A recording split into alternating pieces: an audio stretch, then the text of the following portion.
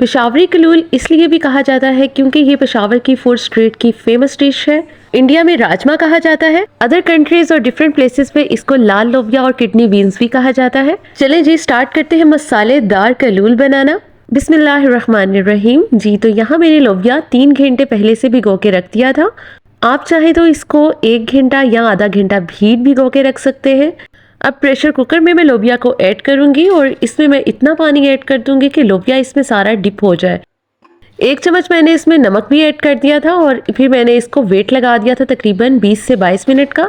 यहाँ पे जैसे ही 20 से 22 मिनट हो गए हैं तो हमारा लोबिया बिल्कुल गल चुका है, ये आप देख सकते हैं। लोबिया अच्छे से गल चुका है और अब हम इसको एक सेपरेट बर्तन में निकाल लेंगे और इसका पानी भी ज़ाया नहीं करेंगे, पानी भी साथ में ही निकालेंगे।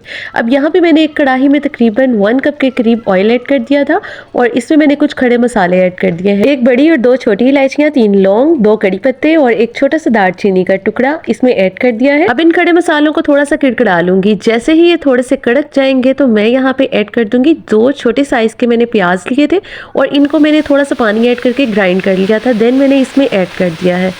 अब मैं इसको प्याज के पेस्ट को अच्छे से फ्राई कर लूंगी यहाँ तक कि ये थोड़ा सा गोल्डन ब्राउन सा हो जाएगा। यहाँ पे आप देख सकते हैं प्याज थोड़ा सा फ्राई हो चुका है। देन मैं यहाँ पे अब ऐड कर दूंगी तकरीबन 1 टीस्पून लहसुन अदरक का पेस्ट ऐड कर दूंगी। देन मैं इसको अच्छे से फ्राई करूंगी प्याजों के साथ। अब यहाँ पे इसका कलर मज़ीद चेंज हो चुका है क्योंकि प्याज और लहसुन बहुत अच्छी तरह से फ्राई हो चुके हैं।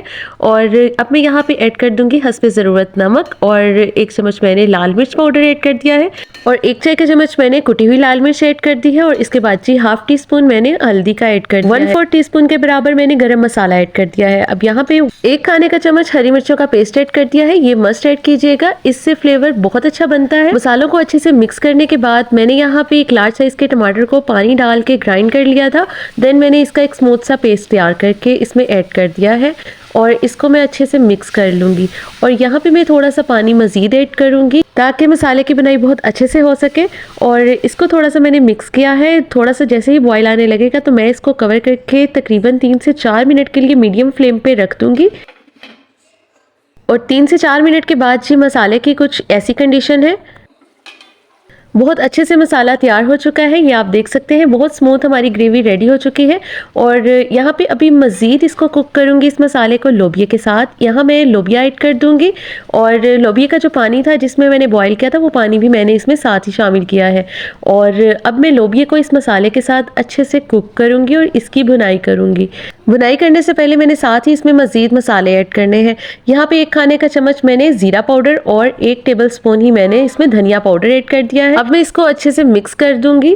अब लोबिया को मैं इस मसाले में अच्छे से कुक कर लूंगी ताकि मसाले का सारा फ्लेवर लोबिया में भी आए और मसाले में लोबिया का भी फ्लेवर जाए। 2 से 3 मिनट में इसी तरह चम्मच चलाते हुए इसको कुक करूंगी। और इसके बाद जैसे ही ये थोड़े से बबल्स बनने स्टार्ट हो जाएंगे तो मैं यहाँ पे इसको कवर करके कुक करूंगी तकरीबन 6 से 7 मिनट तक मीडियम फ्लेम पे। जैसे ही 6 से 7 मिनट हमारे कंप्लीट होते हैं तो हमारे लोबिया का टेक्सचर कुछ ऐसा होगा। और यहाँ पे आप देख सकते हैं इसका टेक्सचर कितनी अच्छी तरह से लोबिया की मसाले के साथ मिक्स एंड मैचिंग हो चुकी है और कितनी अच्छे से भून चुका है। अब इसी पॉइंट पे मैं ऐड करूँगी 1/2 कप दही का।